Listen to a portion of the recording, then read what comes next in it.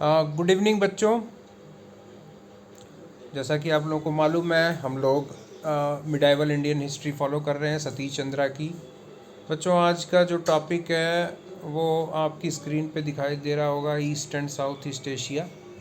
बच्चों, थोड़ा थोड़ा सा जो उन देशों के बारे में या उन रीजन्स इलाकों के बारे में भी इसमें बताया गया है जिनका डायरेक्ट या इनडायरेक्ट रिलेशन उस समय मिडाइवल इंडिया के साथ था, 8 से 18वीं शताब्दी के बीच में। तो जैसे अभी हम लोगों ने थोड़ा सा यूरोप के बारे में पढ़ा और अरब वर्ल्ड के बारे में पढ़ा। अब हम लोग ईस्ट और साउथ ईस्ट एशिया जो है उसके बारे में पढ़ेंगे और इंडिया से उसका क्या कनेक्शन है उसके बारे में पढ़ेंगे। बच्चों, आगे बढ़ते हैं। China society and culture had attained a climax in the 8th and 9th centuries under Tang rule। कहता है कि तांग वंश के शासन में बच्चों चाइना में जो समाज और संस्कृति थी वो अपने उत्कर्ष पे थी 8वीं और 9वीं शताब्दियों में। The Tang rulers extended their overlordship over large parts of Xinjiang in Central Asia, including Kashgar. This helped in giving a fillip to the overland trade across what is called the Silk Road. बच्चों, सतीश चंद्रा कहते हैं कि तांग शासकों ने जो अपना साम्राज्य है वो मध्य एशिया के सिकियांग, जिसमें कि कासगर भी शामिल था, इन पूरे क्षेत्रों तक विस्तार किया अपने साम्राज्य का। और इससे ये सहायता हुई कि जो विश्व प्रसिद्ध सिल्क मार्ग है, रेशम मार्ग जिसको कहा जाता है, जो कि सिल्क रूट या सिल्क रोड कहा जाता है, लेकिन वो एक ऐसा मार्ग था जो जिससे व्यापार होता था, पूरा आना जाना होता था। वो एक तरह से अधिकतर हिस्सा इन तांग शासकों के अंडर में आता था, चाइना के अंडर में आता था। Not only silk but fine quality porcelain and works in jade, a semi precious stone, were exported to West Asia, Europe and India across this road. रेशम के अलावा अच्छे क्वालिटी का पोर्सलेन और इसके अलावा जो कीमती जो रत्न होते हैं, पत्थर होते हैं, वो सब उन सब का एक्सपोर्ट होता था, निर्यात होता था पश्चिमी एशिया, यूरोप को, भारत को, इस रास्ते से। Foreign traders were welcome in China. Many of them, Arabs, Persians and Indians, came to South China across the land and the seas and settled down in Canton. विदेशी व्यापारियों का बहुत अच्छा स्वागत होता था चीन में। कितने ही अरब, फारसी और भारतीय व्यापारी दक्षिणी चीन के हिस्सों में पहुंचते थे, सामुद्रिक रास्ते से, ज़मीनी रास्ते से। और बहुत सारे व्यापारी जो हैं, ये विदेशी व्यापारी, वो चीन के कैंटन सिटी में बस भी गए थे। The Tang empire declined in the middle of the 9th century and was replaced in the 10th century by another dynasty, the Sung, which ruled over China for about 100 years.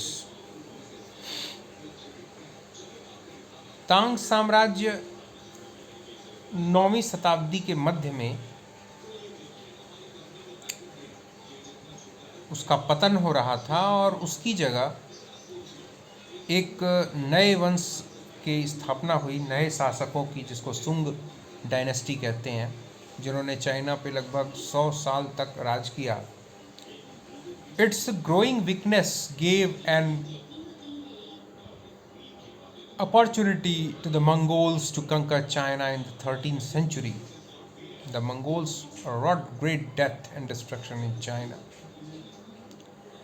बच्चों, चूंकि तांग साम्राज्य के बाद आगे आने वाले जो भी राजवंश थे चाइना में, वो इतने ज़्यादा शक्तिशाली या मजबूत या ताकतवर नहीं थे